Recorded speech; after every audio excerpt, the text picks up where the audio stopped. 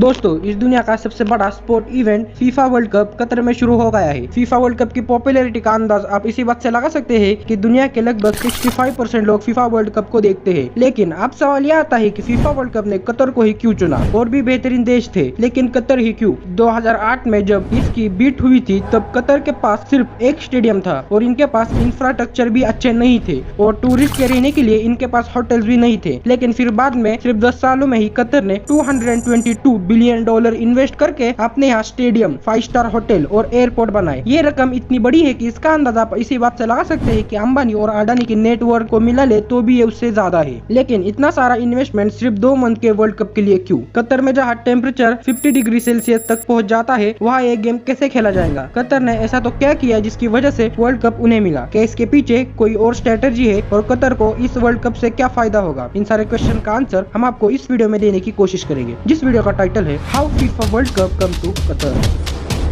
The winner to organize the 2022 FIFA World Cup is Qatar.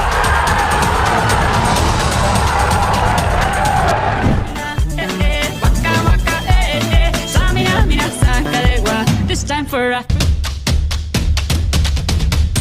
तो ये कहानी शुरू होती है 2010 में, जब कतर बीट जीतकर 2022 में फीफा वर्ल्ड कप होस्ट करने वाला था। कतर ने अमेरिका, जापान, ऑस्ट्रेलिया को हराकर ये बीट जीती थी। 2010 में कतर को 2022 विश्व कप की होस्टिंग करने का मौका मिला। टूर्नामेंट की होस्टिंग के लिए बिडिंग प्रोसेस के दौरान कतर के ऊपर भ्रष्टाचार और रिश्वतखोरी के आरोप लगाए गए। कतर फीफा का उपयोग अपने ह्यूमन राइट्स के वायलेंस के रिकॉर्ड को स्पॉटवॉश करने के लिए कर रहा था। गार्जियन के एक एनालिस्ट के अनुसार कतर में कम से कम 6500 मजदूरों की मृत्यु हो गई थी। जब से 2010 में देश को टूर्नामेंट होस्टिंग दी गई, तब से कंपटीशन के आसपास ग्लोबल ट्रस्ट फीफा के कंट्रोवर्शियल डिसीजन से इसे गर्मी के मौसम से बदलकर सर्दी के मौसम में करने के लिए आगे बढ़ा दिया गया था। कतर की भीषण गर्मी से बचने के लिए एक ऐसा कदम जिसकी वजह से फीफा के फैंस नाराज हो गए थे। ये पहली बार नहीं हुआ था जबकि कोई FIFA world cup geographical controversy में फंसा है। कतर जैसे रीजियन कंट्री के लिए वर्ल्ड कप की होस्टिंग के फायदे अभी बहुत रियल है। कतर एक छोटा राज्य है और छोटे राज्यों के लिए इंटरनेशनल मामलों में मेन प्रपोजल विजिबिलिटी करना मुश्किल है। कतर के मामले में रिश ने कहा, प्रॉफिट अभी भी नुकसान से अधिक प्राप्त होता है, लेकिन जैसे जैसे टूर्नामेंट की इकोनॉमिक, इकोलॉजिकल और ह्यूमन कॉस्ट के बारे में ग्लोबल अवेयरनेस फैली जा रही है, फीफा और भविष्य के मेजबान देशों को टूर्नामेंट की योग्यता के बारे में कठिन सवालों का जवाब देना होगा और कठिन तौर पर सऊदी अरब 2030 के टूर्नामेंट की होस्टिंग के लिए बोली लगा सकती है। इस पे आपकी क्या राय है, हमें कमेंट करके जरूर बताएं। आप दोस्तों ये समझते हैं कि कतर के ऊपर करप्शन के आरोप कैसे लगे? दिसंबर 2010 में कतर को 2022 की होस्टिंग देने के फैसले ने दुनिया को चौंका दिया। कई फैंस ने अपना पॉइंट ऑफ व्यू रखा कि एक रेगिस्तान राजशाही देश जिसकी फुटबॉल टीम ने कभी भी विश्व कप के लिए क्वालिफाई नहीं किया था, उस देश को इतने बड़े वर्ल्ड कप की होस्टिंग कैसे दी? लेकिन ये डिसीजन पब्लिकली अनाउंसमेंट होने से पहले ही फुटबॉल फैंस के पास फीफा की बिडिंग प्रोसेस की एकता पर संदेह करने के और कारण भी थे। 2018 और 2022 के टूर्नामेंट के लिए फीफा की मेजबानी की घोषणा करने के ठीक 2 महीने पहले ऑर्गेनाइजर ने अपने 24 पर्सन के एग्जीक्यूटिव कमेटी के 2 सदस्यों को पहले से ही सस्पेंड कर दिया था। होस्टिंग देशों को चुनने के लिए रिस्पॉन्सिबल यूनिट जिन पर अपने वोट बेचने के ऑफर करने का आरोप लगाया गया था, 2 पुरुषों को इवेंचुअली फीफा से टेम्परेरी बैन कर दिया गया था। यह भ्रष्टाचार के आरोप फीफा के लिए केवल कचरे के ढेर का टिप साबित हुआ। 2014 में यूके स्थित संडे टाइम्स ने लीक हुए ईमेल और डॉक्यूमेंट की एक टुकड़ी पर रिपोर्ट की, जिसमें कहा गया था कि प्रमुख कतरी फुटबॉलर अधिकारी और पूर्व फीफा कार्यकारी समिति के सदस्य मोहम्मद बिन हम्माल ने कथित तौर पर फीफा अधिकारियों को लाखों डॉलर की रिश्वत दी थी। बिन हम्माम को पहले से ही 2011 में भ्रष्टाचार के आरोप के लिए फीफा से लाइफ लॉन बैन कर दिया गया था। फीफा के मुख्य इन्वेस्टिगेटर और यूनाइटेड स्टेट ऑफ अमेरिका के पूर्व अटॉर्नी माइकल जे गार्जिया द्वारा की गई करप्शन के आरोपों की बात की जांच में बिडिंग प्रोसेस में गंभीर सबूत मिले, लेकिन कोई निर्णायक सबूत नहीं दिया कि कतरी अधिकारियों ने वोट के नतीजे को इन्फ्लुएंस करने के लिए रिश्वत का इस्तेमाल किया था। फिर भी फीफा की मुश्किल वही से गहरी हो गई। मई 2015 में अमेरिकी न्याय विभाग ने टूर्नामेंट के लिए ब्रॉडकास्टिंग राइट्स बेचने की एक फॉरवर्ड प्लानिंग के संबंध में फ्रॉड और मनी लॉन्ड्रिंग से अधिकारियों पर आरोप लगाते हुए 9 फीफा अधिकारियों के खिलाफ अभियोगों को हटा दिया। इसके तुरंत बाद स्विट्जरलैंड के अधिकारियों ने रूस में 2018 विश्व कप को कतर में 2022 के टूर्नामेंट के लिए बिडिंग प्रोसेस में करप्शन के आरोपों की घोषणा की थी। बेन सिंगर ने कहा, मुझे नहीं लगता है ऐसा कुछ भी होने से पहले लोगों को फीफा पर बहुत भरोसा था और यहाँ तक कि 2010 में फंस जाने पर लोग पहले से ही फीफा पर डाउट करने लगे थे। जब तक 2015 में अमेरिका क्रिमिनल इन्वेस्टिगेटर पब्लिक हो गई, तब तक विश्वास नीचे गिरा रहा। फीफा के लंबे समय तक अध्यक्ष सेप ब्लेडर ने गवर्नर बॉडी के नेता के रूप में 5वें कार्यकाल के लिए री इलेक्शन जीतने के कुछ ही दिनों बाद अचानक अपने